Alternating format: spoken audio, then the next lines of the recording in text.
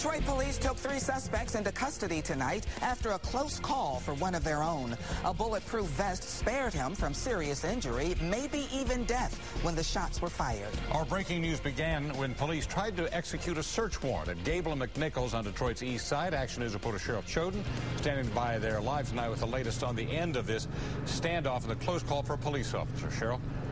And, Stephen, it was tense, but just minutes ago, there was a stream of police cars, the armored car, the command post left the scene. They had searched that house. They found no one hiding inside. They did find an AR-15 semi-automatic rifle and some drugs. That's what they were looking for in the first place. 3 suspects were arrested not long after the armored vehicle and the SWAT team arrived at the scene. The chief says they were cuffed and taken from the house on Gable without incident. That was far from what happened when all this started, when officers were about to execute a search. 1 gunshot went off, and then 2 louder gunshots went off, at which point somebody started yelling and screaming. Taris Nykoriak lives just behind the house, heard the shots, and called 911. When you have an officer under fire, first priority was the safety of our officer, getting him transported to the hospital. So obviously you're going through a little bit of chaos at the time. There was chaos when the words "officer down" were heard over the radio.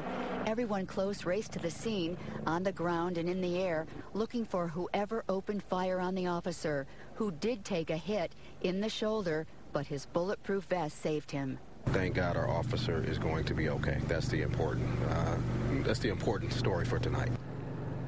Now, it is truly amazing how when an officer is down, how every available police officer converges on a scene. I mean, 6 Mile and Mound was just a sea of police officers on the ground and in the air. But in the end, they did arrest those 3 suspects. And the officer who was hit, within an hour of being hit, he was in an office filling out paperwork. And that's about the best ending that you could hope for.